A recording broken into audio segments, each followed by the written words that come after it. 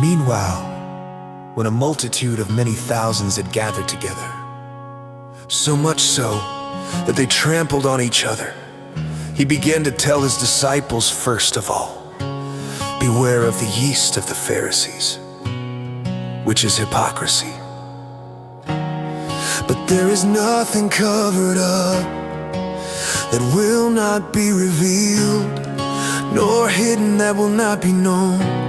Therefore, whatever you have said in the darkness will be heard in the light. What you have spoken in the ear, in the inner rooms, will be proclaimed on the housetops."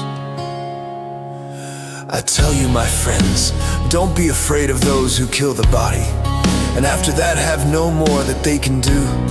But I will warn you whom you should fear. Fear him who, after he is killed, has power to cast into Gehenna. Yes, I tell you, fear him.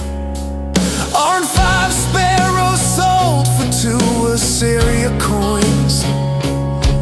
Not one of them is forgotten by God, but the very hairs of your head are all counted.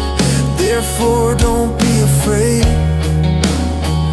You are of more value than many sparrows. I tell you, everyone who confesses me before men, the Son of Man will also confess before the angels of God. But he who denies me in the presence of men will be denied in the presence of God's angels. Everyone who speaks a word against the Son of Man will be forgiven, but those who blaspheme against the Holy Spirit will not be forgiven. When they bring you before the synagogues, the rulers and the authorities, don't be anxious how or what you will answer or what you will say, for the Holy Spirit will teach you in that same hour what you must say. One of the multitude said to him, "Teacher, tell my brother to divide the inheritance with me." But he said to him, "Man, who made me a judge or an arbitrator over you?" He said to them, "Beware, keep yourselves from covetousness, for a man's life doesn't consist of the abundance of the things which he possesses." He spoke a parable to them, saying, "The ground of a certain rich man produced abundantly. He reasoned within himself, saying, 'What will I do, because I don't have room to store my crops?' He said, 'This is what I will do. I will pull down my barns, build bigger ones, and there I will store all my grain and my goods. I will tell my soul, soul, you have many goods laid up for many years. Take your ease, eat, drink, and be merry.' But God said to him, 'You foolish one, tonight your soul is required of you. The things which you have prepared, whose will they be? So is he who lays up treasure for himself and is not rich toward God.'"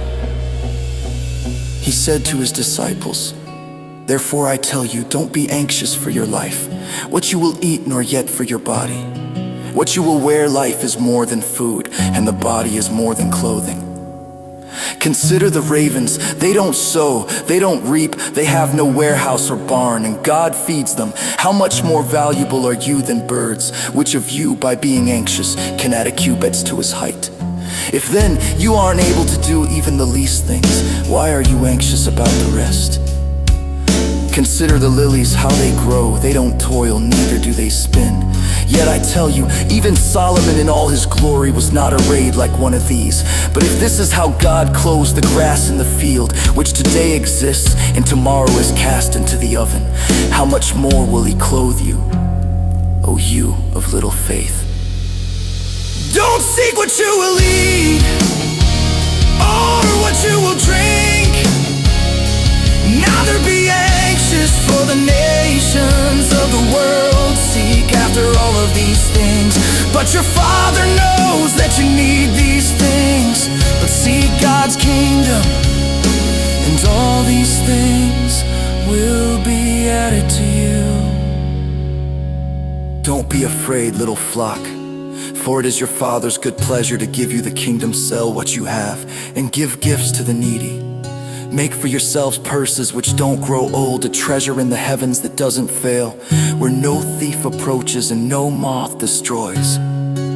For where your treasure is, there will your heart be also.